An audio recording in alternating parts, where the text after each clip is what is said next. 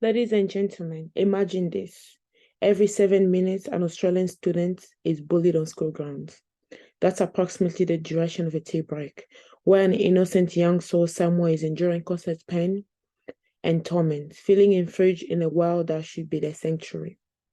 There are countless of lives that are currently being affected by these sobering statistics.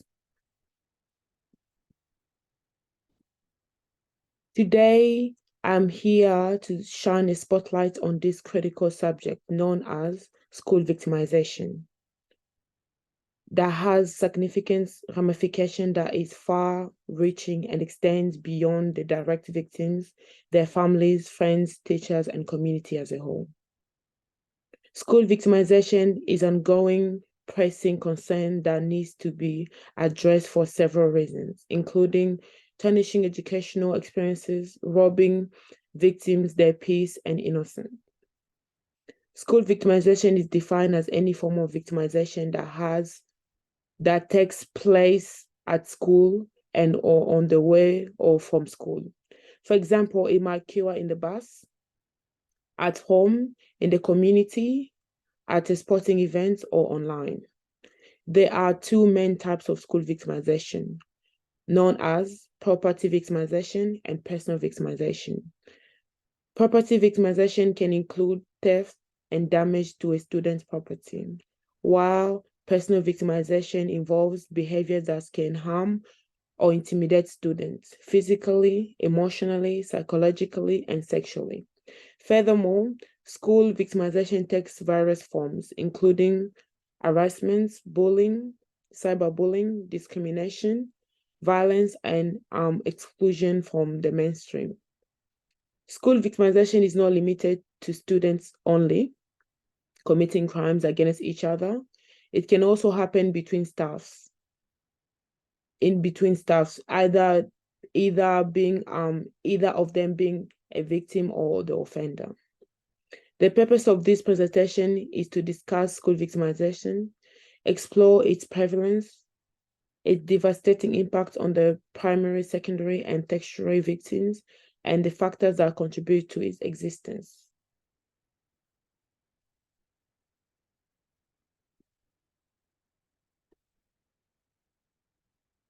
School victimization is a prevalent and ongoing issue that has a significant impact for individuals, schools, and society as a whole. Although the prevalence of school victimization varies by location, age, and over time, according to a survey by eSafety Commissioner, bullying and cyberbullying is one of the most prevalent forms of school victimization, 2022. In Australia, bullying is a serious ongoing problem. According to the Australian Bureau of Statistics, in 2022, around 1 in 5, which makes it 20.3% of Australian students aged 8 to 17 experience bullying at least once a month. In 2019, the Australian Institute of Family Studies conducted a nationwide survey and found that approximately 1 in 4 students reported being bullied at least once a week. Furthermore, according to survey by Miles et al., 2008, Australian primary school reported the highest incidence of bullying in the world. Cyberbullying is also a growing concern in Australia. A 2022 report by eSafety Commissioner shows that 1 in 5 Australian reported, and 1 in 5 Australian students aged between 8 to 17 have been involved in cyberbullying, either as a victim or as a perpetrator.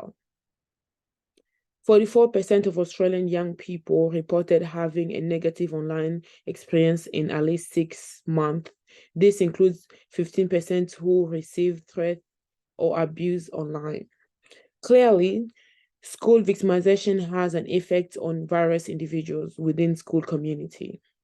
Although students are the primary targets of school victimization, adolescents of all age, school staff, disabled people, and the community are all suffering from school victimization. School victimization has short and long-term effects on all affected. Victims of school victimization in Australia experience physical, psychological, and academic consequences. They often adhere to emotional consequences such as distress, low self-esteem, depression, and anxiety. Physical symptoms including headaches, high blood pressure, insomnia, and anemia. Blaze and Duo 2028. Although academic success is already an ongoing issue, victims of school victimization encounter even bigger challenges as their academic performances is relatively impacted by the consequences of school victimization. According to Exploges and Sweater 2023, school victimization negatively impacts student focus, goals, and motivation. They argue that students may struggle to function properly due to the emotional toll of victimization. Furthermore, research has shown that students who experience victimization, such as bullying, cyberbullying, or harassment, can face various psychological and emotional challenges, such as reduced cognitive functioning, negative impact on mental health, and difficulties with concentration. While victims might go through short-term impacts, the effect of victimization extends beyond physical effects. The effect of victimization extends beyond physical or effects. Sorry, I'll just say that one. Work and ETEL study on adults psychiatric of bullying and being bullied by peers argues that students who experience victimization are at a higher risk of developing long-term issues such as overall quality of life, reputational damage, social relations, careers, implication, mental health issues, and even death by suicide.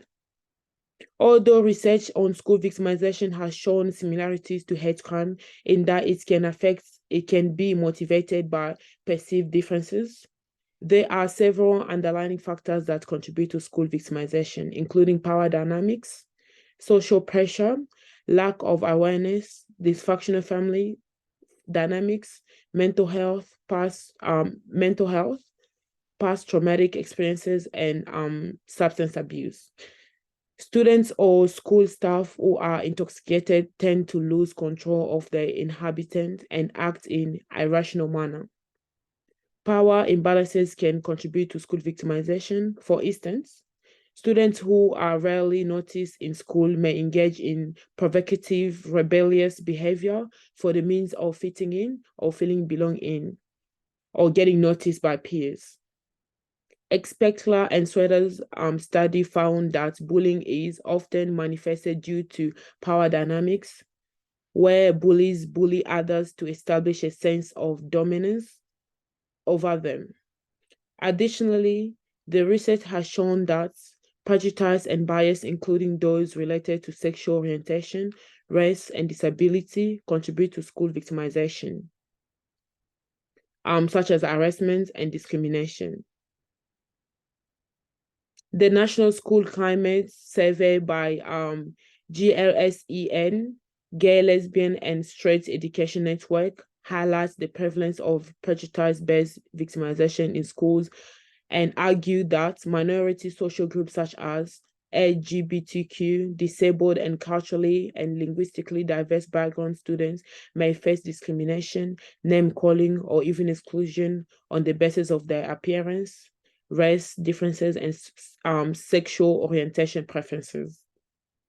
Another important contributing factor that perpetuates school victimization is the lack of education, awareness, cognitive social development, and implication about the consequences that school victimization has. Therefore, understanding the underlying factors that contribute to school victimization is very important. School culture and environment plays an important role in either promoting or preventing victimization. Recognizing signs of school victimization in students is one way to address the underlying issues.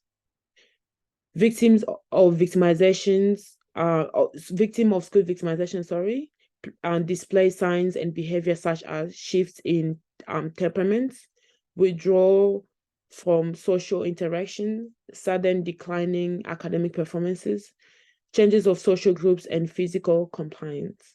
A study by Connor and Gregory, published in the Journal of Educational Researcher, emphasized the importance of a positive school environment and culture in reducing bullying. For instance, schools that promote a strict culture of respect, tolerance, and inclusion have lesser possibilities of tolerating or neglecting instance of victimization, and therefore decreasing the likelihood for bullying and harassment to occur or prevail. Furthermore, additional policies have been developed and implemented to reduce and prevent forms of school victimization. For example, in Queensland, the Department of Education has several procedures and policies in place to prevent bullying in schools. Procedures including anti-bullying policies, code of school behavior, responsible behavior plan for students, inclusion and education policy, positive behavior for learning, and supporting students' mental health and well-being policy. Additional initiatives and programs like the Bullying Nowhere that emphasize the role of bystanders in preventing victimization. eSmart is another educational program that provides resources and training to address online safety, as well as social and emotional learning that teaches students skills like empathy, conflict resolution, and emotional regulation. It is very important to address the issues associated with school victimization, as early intervention can prevent the escalation of victimization, mitigate the harm experienced by victims, and provide opportunities to address behaviors of predators. It allows schools to address issues before they escalate and or become severe.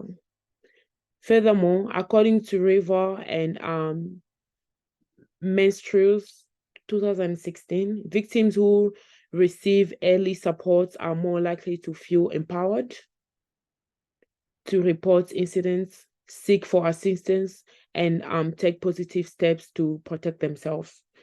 Additionally, early intervention can help prevent retaliation by victims, as they may be less likely to take matters into their own hands when they see that schools and initiatives are actively addressing the underlying issues effectively. Both individuals and educators have legal and ethical responsibilities to ensure care, safety, and well-being of students. Australians laws, the common law for disability and discrimination, and the Sex Discrimination Acts prohibit discrimination on the grounds of either gender, race, or disability. Therefore, it is essential that Australian schools adhere to these laws and policies. In order to have a cohesive and peaceful school environment, educators have ethical obligation to protect students on the Australian professional standards for teachers emphasize the importance of promoting safe, inclusion, and positive learning environments. These efforts contribute to the overall well-being and educational success of students.